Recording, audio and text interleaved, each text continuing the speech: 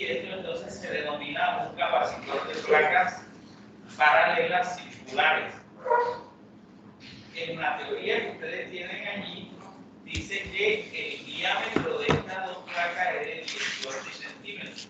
De todas maneras, ahorita lo vamos a medir para comprobar si en realidad es de 18. ¿Para qué? Para poder trabajar con la fórmula de capacitancia y poder calcular la capacitancia para la.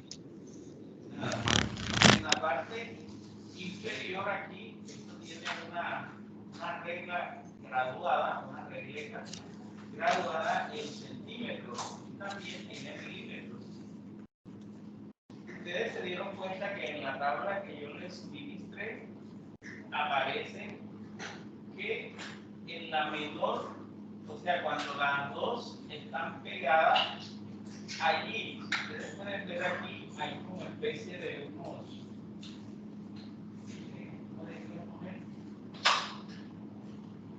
remaches que evitan que las placas queden totalmente pegadas. Cuando entran en contacto, hablando acerca de los remaches, la distancia de separación es 1 milímetro.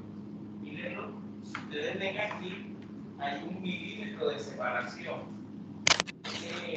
La experiencia en qué consiste en que ustedes van a ir variando la distancia de centímetro en centímetro. ¿Hasta qué valor? Miren allí, es de 1 centímetro después de cuánto, en la tabla que estábamos observando.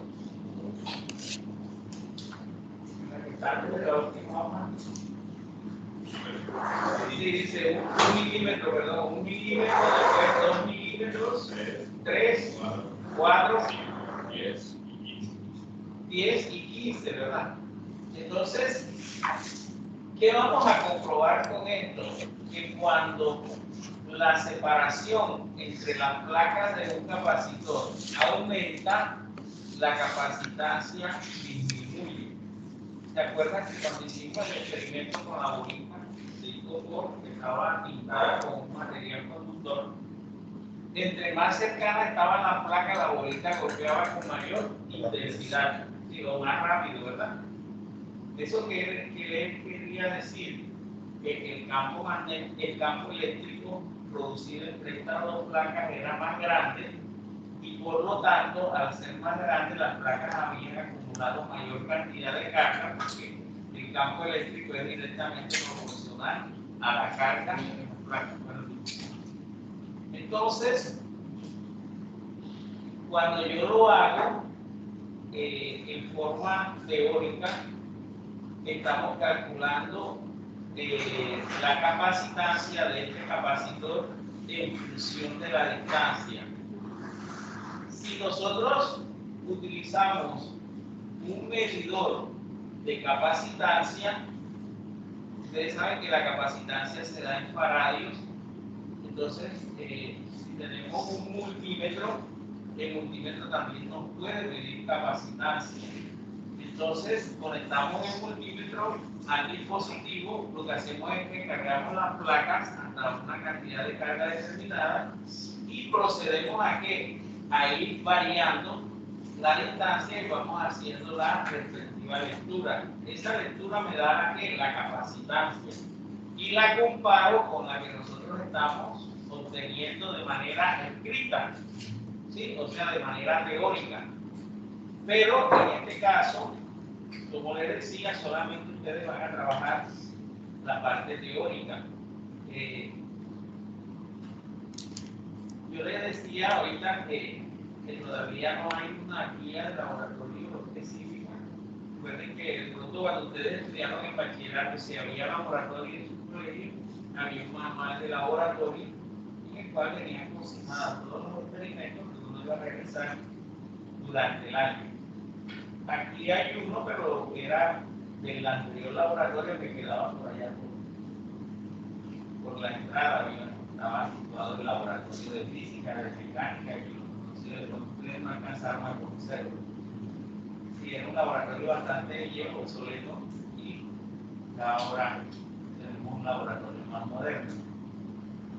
Bueno, entonces, miren, esto que tenemos aquí es una fuente de poder que esta fuente de poder lo que hace es que nos suministra una diferencia potencial, o sea, nos suministra un voltaje.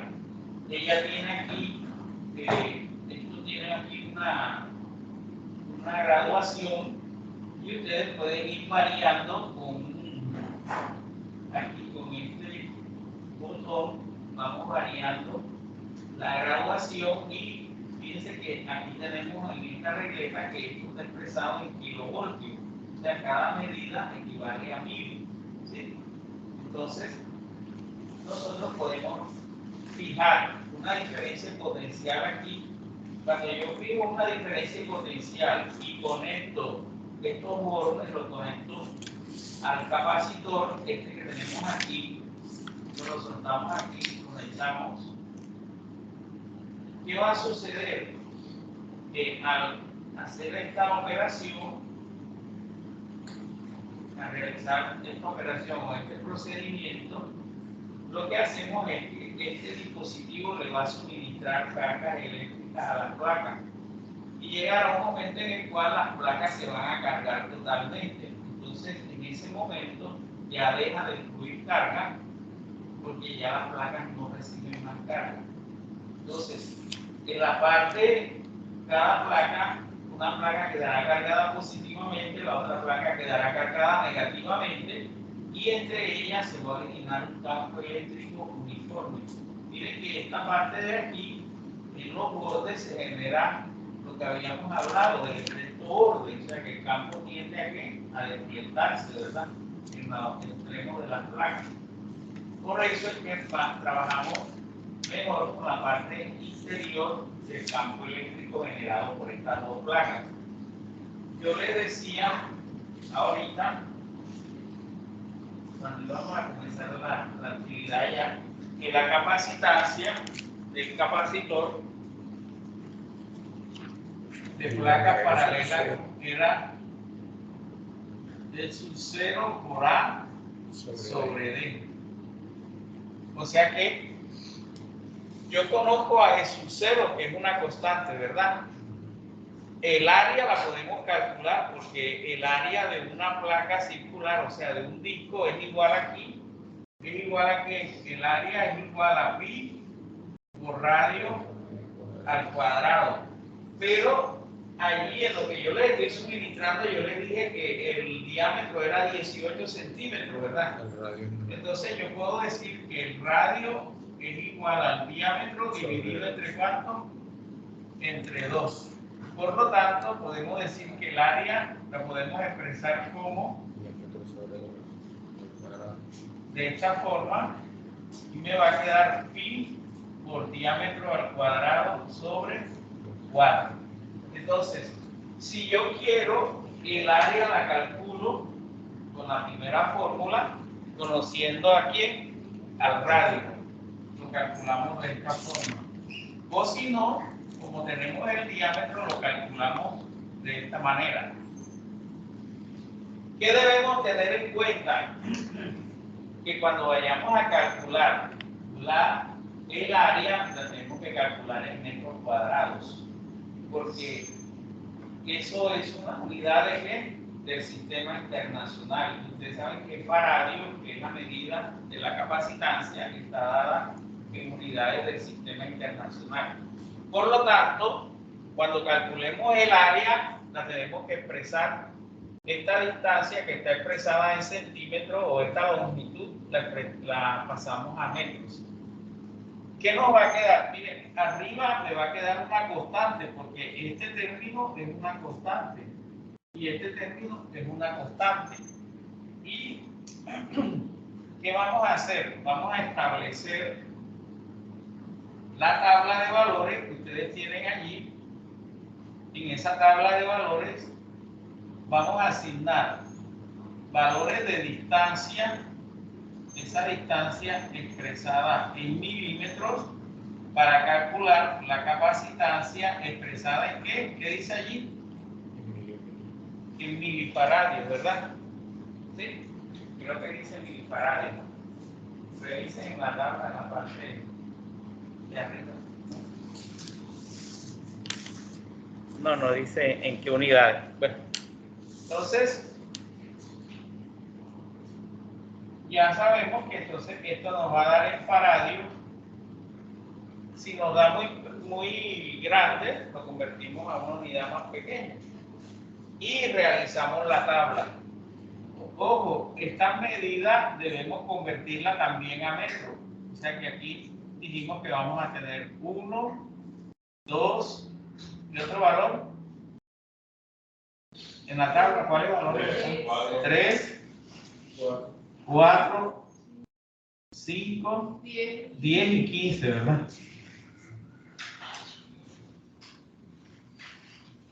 Entonces, cuando nosotros calculemos este valor, aquí, este valor aumentará o disminuirá. ¿El valor de la capacitancia aumenta o disminuye? Disminuye porque la separación aumenta y ellos son inversamente proporcionales. Miren aquí. Ellos son inversamente proporcionales. Por lo tanto, podemos hacer, ustedes van a hacer una gráfica. ¿Una gráfica de quién? De capacitancia en función de quién? De separación. Yo esta gráfica la puedo dejar esto en milímetros o lo expreso en metros. Entonces, vamos a dejarlo aquí en milímetros y esta capacitancia la podemos dejar en faradios o en milifaradios o en microfaradios, cualquiera de esos valores. Y vamos a tener una gráfica. ¿Cómo sería la gráfica de eso?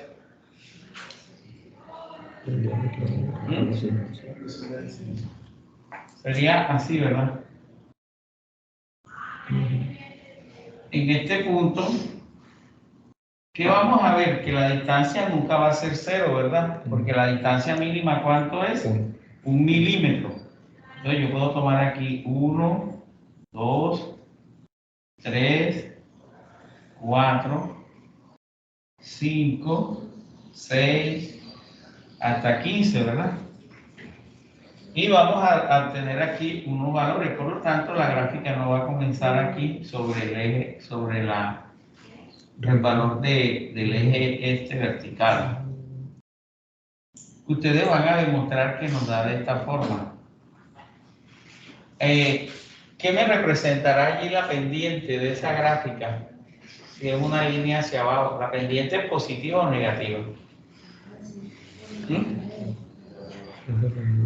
¿La pendiente de esa gráfica es positiva o negativa? Es negativa, ¿verdad? Porque a medida que vamos aumentando la distancia, la capacitancia disminuye, entonces se va haciendo más pequeña. La pendiente, ¿qué me representa la pendiente en una gráfica? A ver, ¿qué nos representa? Bueno, yo puedo decir que la pendiente es la tangente al ángulo, ¿verdad? Por definición. ¿Cómo calculamos la pendiente? Entonces, yo puedo tomar aquí un punto y leo la coordenada en el eje vertical, leo la coordenada en el eje horizontal y tomo otro punto aquí y leemos las dos coordenadas. Este punto de aquí, vamos a suponer que me representa la capacitancia 1. Este punto nos representa una capacitancia 2. Este punto me representa una distancia 1 y este punto nos representa una distancia 2. ¿Sí? ¿Cómo calculo la pendiente? Si ustedes se acuerdan, la pendiente normalmente en geometría es y2 menos y1 sobre x2 menos x1. En este caso sería c1 menos c2 sobre d1. No sería.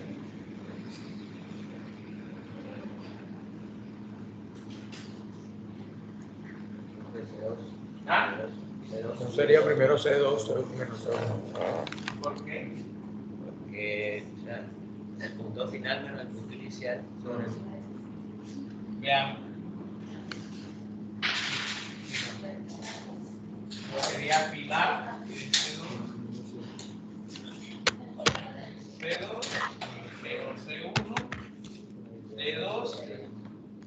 D1. Entonces, ¿quién es negativo allí? ¿Qué valor es negativo? ¿El superior o el inferior? Para que la pendiente me dé negativa. Superior. ¿Ah? Superior, porque la Este de arriba es negativo, ¿verdad? Este es positivo porque la distancia 2 es mayor que la distancia 1, entonces esto me da positivo. Pero este es menor que este, me da negativo entonces. Esa pendiente entonces nos va a dar negativa. Yo puedo calcular la pendiente de esta forma. Incluso puedo calcular la ecuación que me relaciona esa medición. Ahora, si nosotros aquí completamos un triángulo, miren que aquí se forma un triángulo rectángulo. Este ángulo sabemos que vale 90 y este ángulo yo puedo decir que es el ángulo θ. Entonces, si yo aplico tangente de θ, ¿quién es tangente de θ? Es cateto opuesto sobre cateto adyacente. ¿Y quién es el cateto opuesto? Esta distancia C2, la distancia C1 menos C2, ¿verdad? ¿Sí? ¿Sí se dan cuenta que la pendiente es esta distancia, que es C1, menos esta distancia, que es C2, me da este pedazo de aquí? Entonces me queda C1 menos C2. ¿Sobre quién? Sobre esta distancia que tenemos aquí. Y esta distancia es de 1 menos de 2.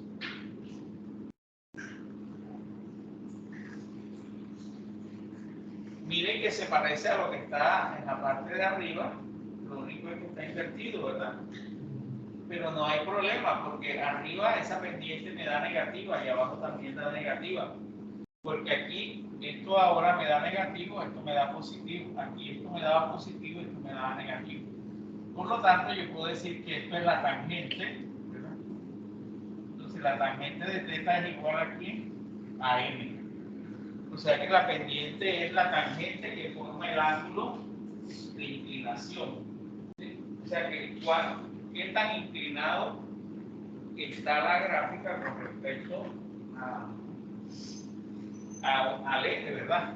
Entonces, miren que en este caso la inclinación va en el sentido de las manecillas del reloj. Cuando la pendiente es positiva, la inclinación va en sentido contrario a las manecillas del reloj.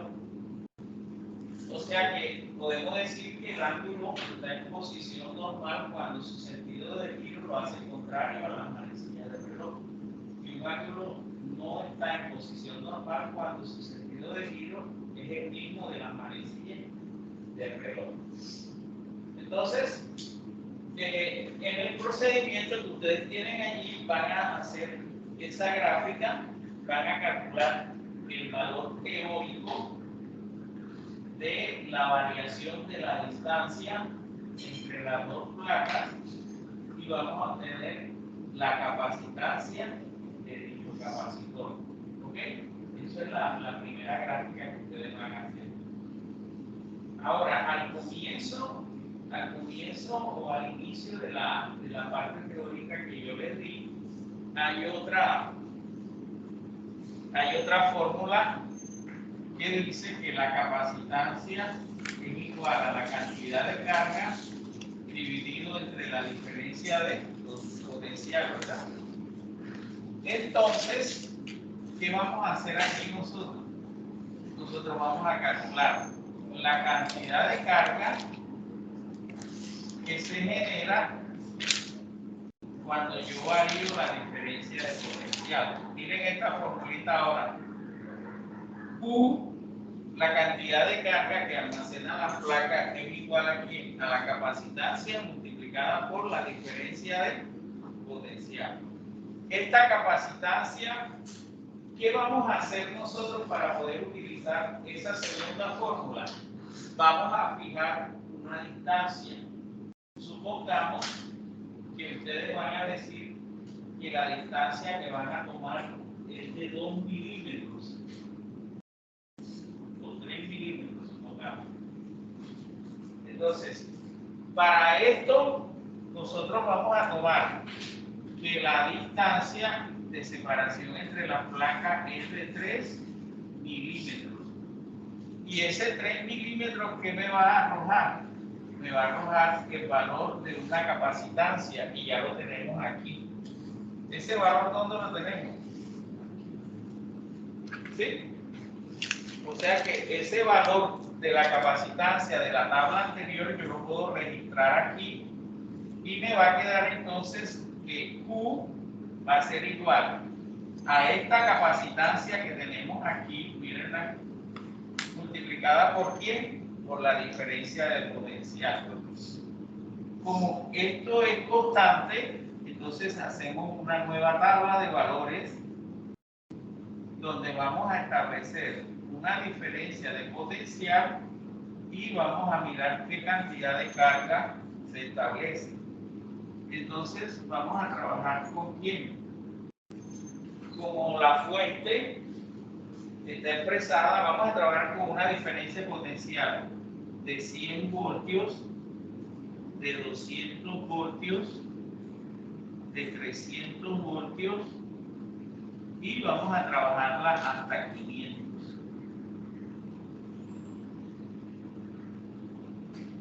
Y vamos a mirar qué valor de carga se obtiene en la medida en que yo voy cambiando la diferencia de potencial. ¿Cómo es la cantidad de carga con respecto a la diferencia de potencial? Son directamente proporcionales. ¿Qué quiere decir esto? Que en la medida en que yo aumente la diferencia de potencial, la cantidad de carga que se va a acumular en las placas es mayor. O sea que ahora la gráfica, ¿cómo nos va a quedar cuando yo grafique? Yo voy a graficar ahora diferencia de potencial contra quién, contra carga.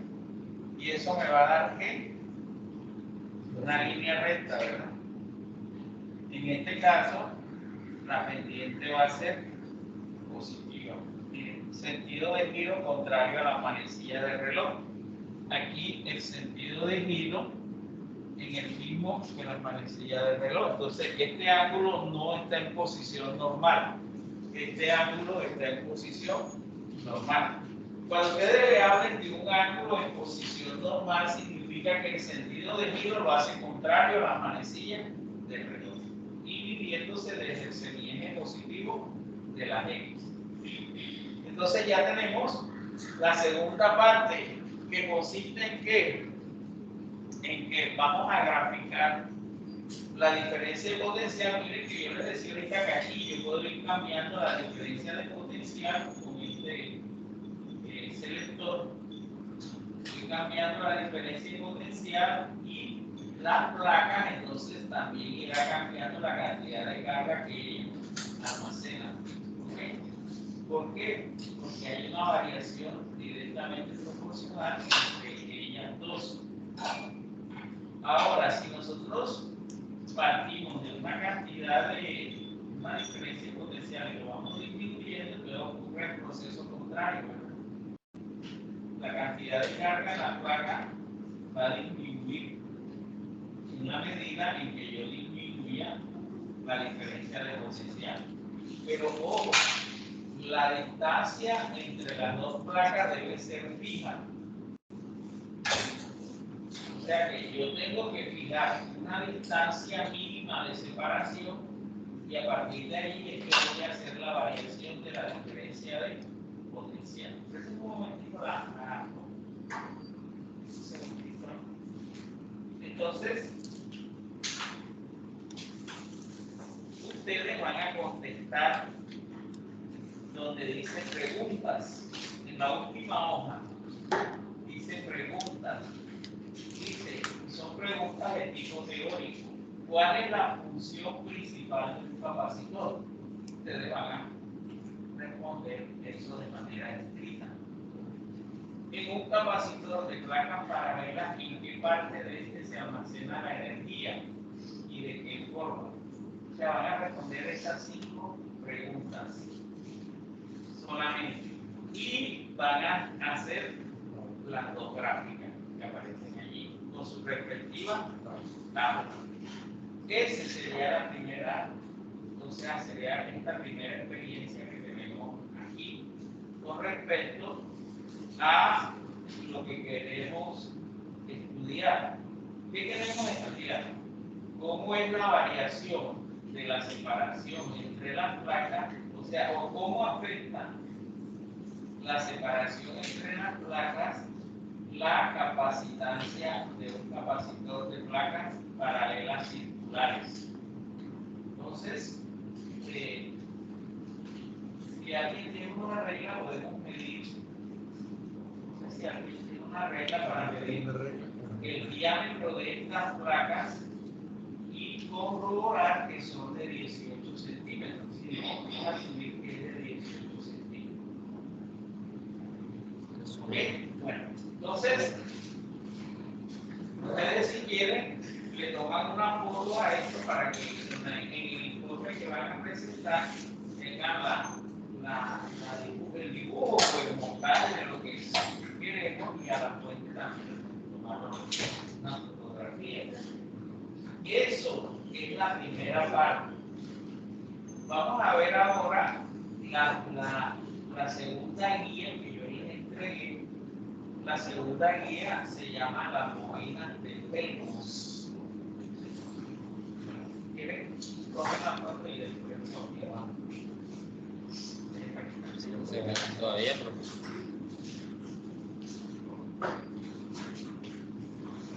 Ese no vale montar por ahí. Pero no se conectaba. No es que me llamó y clase. Diciendo que tú has grabado ahí. Pero dile por eso.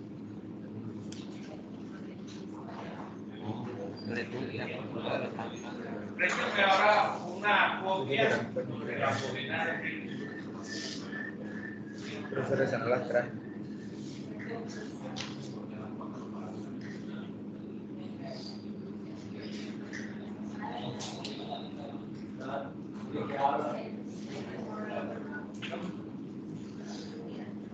Bueno, vamos a ver ahora la segunda guía que tenemos allí referente a la bobina de Pelmos. Miren, esto que tenemos aquí es una bobina.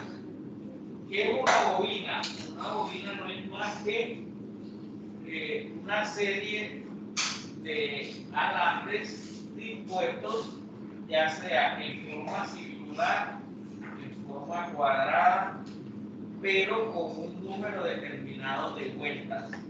¿Okay? Esta bobina que tenemos aquí, por dentro está,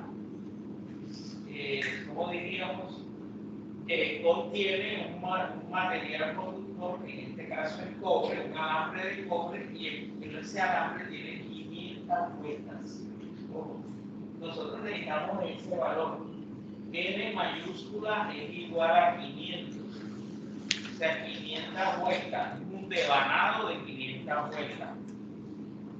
Vamos a medir, ojo, necesitamos una regla, que les pregunten allá si tienen una regla, y vamos a medir la distancia que hay desde este orificio hasta, bueno, por la distancia entre dos orificios contiguos, podría ser entre este orificio y este que tenemos aquí. ¿Para qué? Para que nos dé el radio de la espira, que también lo necesitamos. ¿Cómo lo vamos a calcular?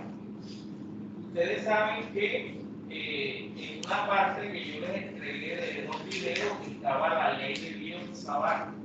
La ley de Biot-Savart me permite calcular el campo eléctrico de distribuciones de corriente que circulan a través de un alambre. ¿Se acuerdan que nosotros hicimos uno de una línea, después venía una media circunferencia y otra línea calculada? Dividíamos eso en 3 regiones y a partir de allí calculábamos el campo eléctrico, el campo magnético. En este caso, vamos a calcular el campo magnético en el centro de la bobina. ¿Cómo lo vamos a hacer?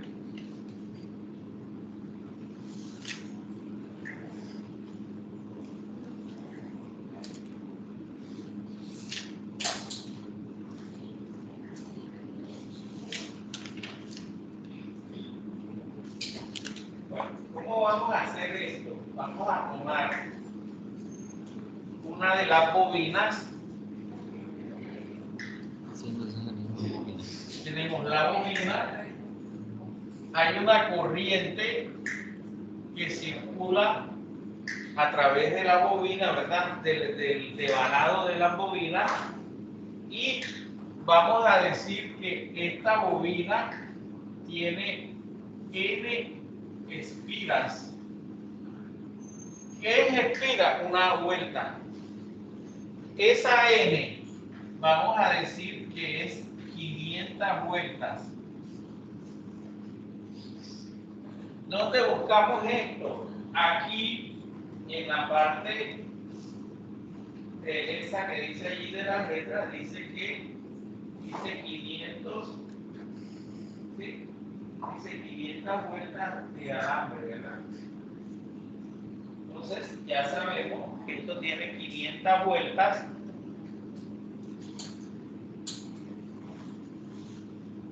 Y vamos a utilizar ¿qué fórmulas? Para calcular ese campo inicial, la magnitud del campo magnético va a ser igual a ¿quién? A mu sub 0 por N por I sobre 2R.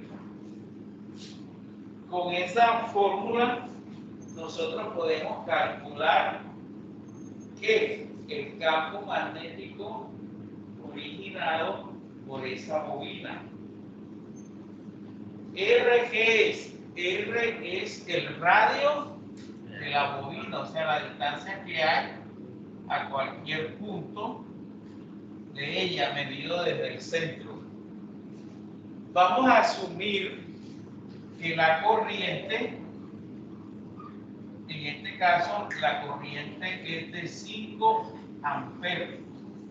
O sea que nosotros, a través de la fuente, podemos suministrar una corriente de 5 amperes. Mu, ahí está que mu sub 0 tiene un valor de ¿cuánto? De 4 pi por 10 a la menos 7 Tesla por metro sobre amperes. Aquí yo multiplico 4 por 3.14 y lo elevamos por 10 a la menos 7, lo multiplicamos por 10 a la menos 7. Y ya obtenemos el valor de mu sub 0. Con eso, ustedes pueden determinar cuánto es el campo magnético inicial originado por una sola bobina. Ahora, vamos a medir el radio.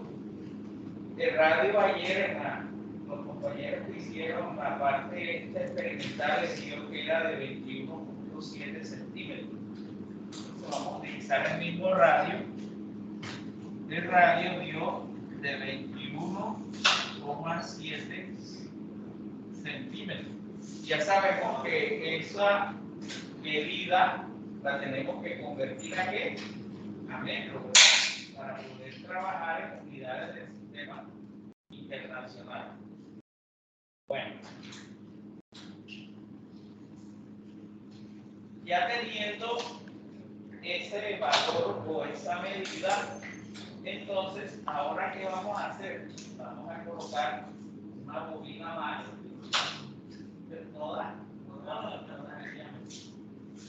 Vamos a colocar otra bobina junto con ella y nos van a quedar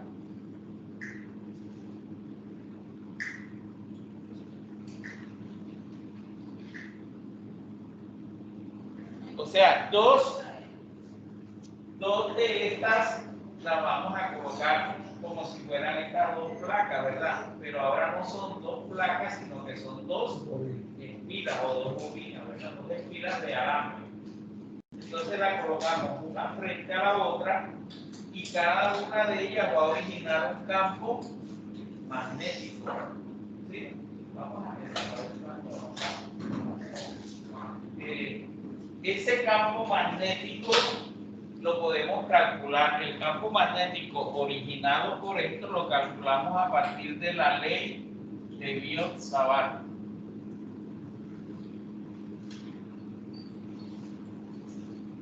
Ley de Biot-Savart, que nosotros vimos que la magnitud de la ley de Biot-Savart era mu sub 0 por i sobre 4 pi por la integral. Como es magnitud, esto lo voy a escribir como ds por r entre valor absoluto dividido entre r cuadrado. Por eso no le coloco el símbolo de vector, porque es una magnitud. Después de realizar los cálculos, ahí están hechos los cálculos en la guía que yo les entrego. Vamos a obtener que la magnitud del campo magnético originado por esta bobina es 8 dividido entre raíz cuadrada de 125 por mu sub 0 por n por i sobre r. ¿Ok?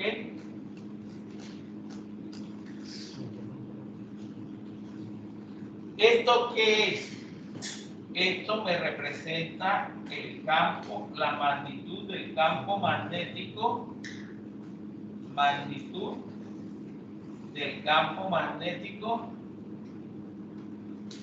en el centro de las dos espiras.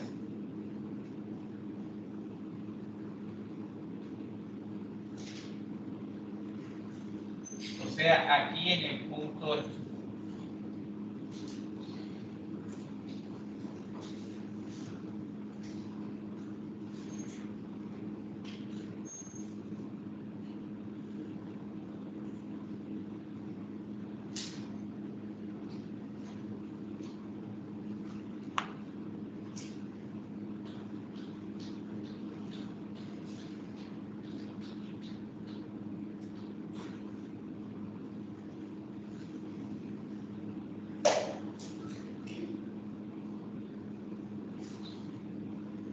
Bueno, nosotros también, a partir de una espira, bueno, ya teniendo esta fórmula, veamos esta formulita que tenemos aquí. Como R, esta R nosotros la podemos fijar, ¿sí? Yo puedo fijar a R, que es la distancia que hay entre ¿qué? Entre las dos espiras, ¿verdad? Hasta el centro.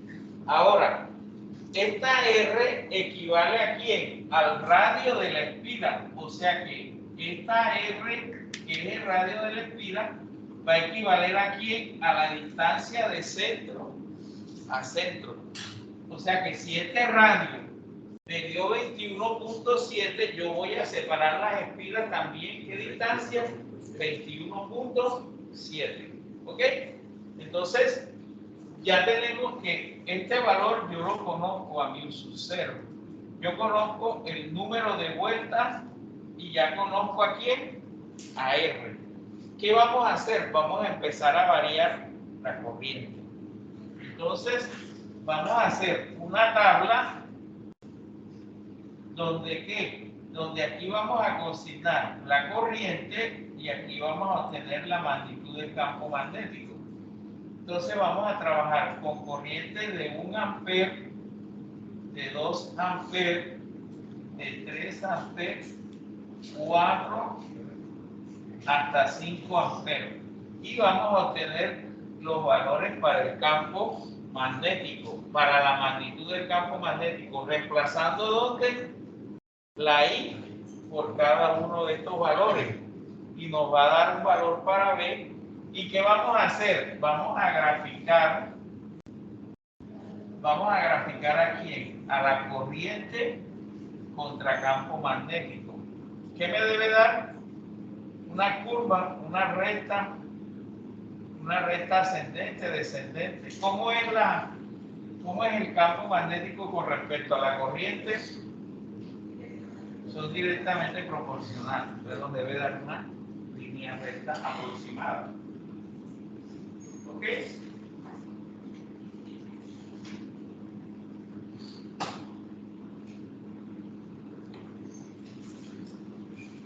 allí fíjense que hay, antes de la última hoja, la antepenúltima hoja, está la tablita, donde está del lado izquierdo está la corriente y del lado derecho está el campo magnético. Dice que vamos a trabajar, bueno, aquí establecen unos valores desde 2.5 amperes hasta 0. Entonces podemos colocar 0, 0.5, 1, 1.5, 2 y 2.5. Y nos trabajamos con 1, 2, 3, 4, 5. ¿Ok? Para enseñarnos a lo que dice la guía. En la parte de arriba están unos datos. Radio de la bobina ya lo tenemos, que es 21.7 centímetros. Número de espiras, 500. La intensidad, ya sabemos que esa intensidad va a ir variando, pero para el primer caso sí fijamos que era 5 amperes. Campo magnético medido, eso no lo vamos a hacer, hay un medidor de campo magnético y el campo magnético teórico, ese sí es el que vamos a ir calculando. ¿Ok?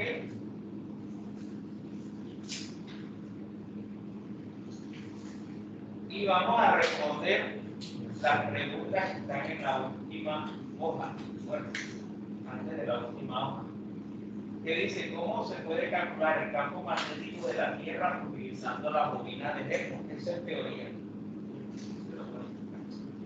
Consultar el esquema de las líneas de campo magnético de la Tierra, averiguar cómo entran y cómo emergen las líneas de campo magnético en el planeta.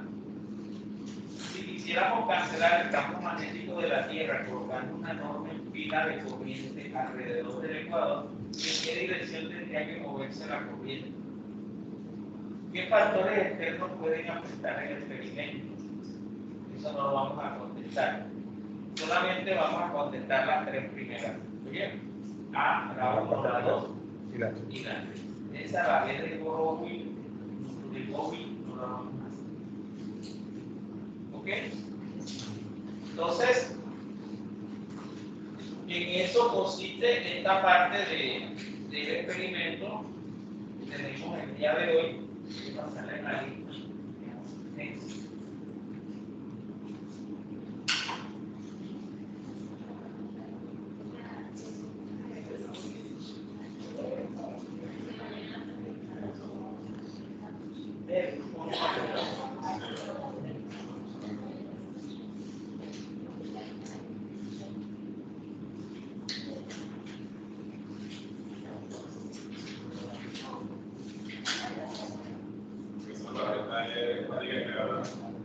¿Cómo?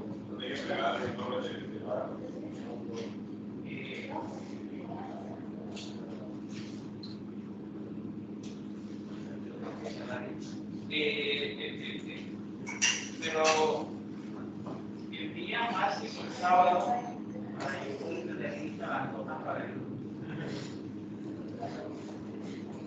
Pero me lo mandan a correo, ¿okay?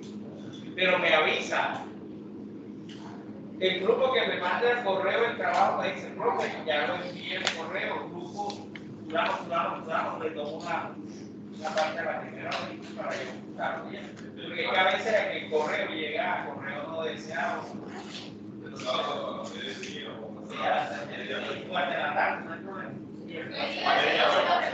Hasta el sábado.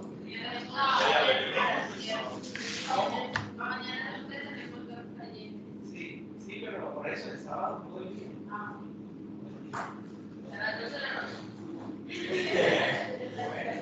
Jesús Andrade, Andrés Bolaño, mire, los estudiantes que no están en el laboratorio no los pueden meter en parte del informe.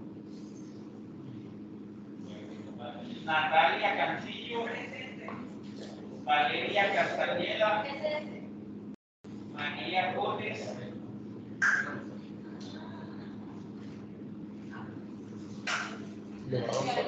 yo de la Cruz,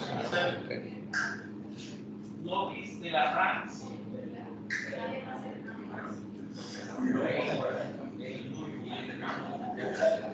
Omalia Granado, Nada, yo le digo, si yo le dije al profesor que la estaba viendo la clase. Está ahí, está en vivo ahí, está ahí. Gary,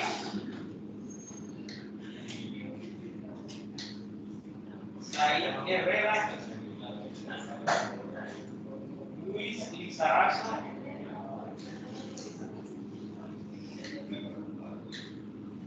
Álvaro Luque, María Maldonado, José Martínez, Dubán Miranda, Presente, profe. Mayra Oando, Carlos Olson, Milagros Cordero, Isaí Plata,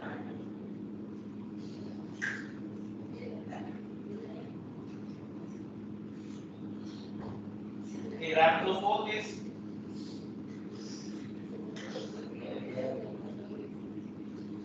Geraldine Ruiz, Byron Santiago, El no sé qué. Angélica Santrich, Era el profe. No, no le dije. Dylan Sierra,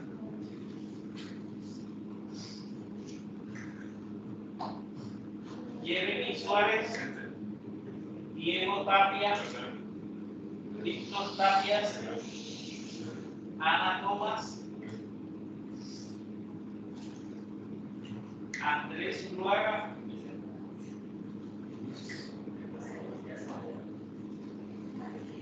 entonces tenemos hasta ahí el día de hoy.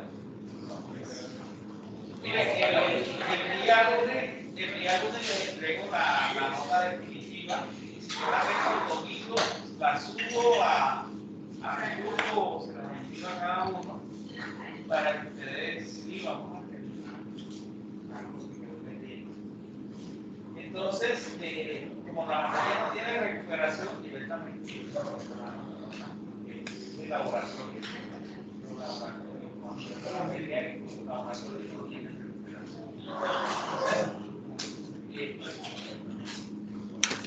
Ya saben,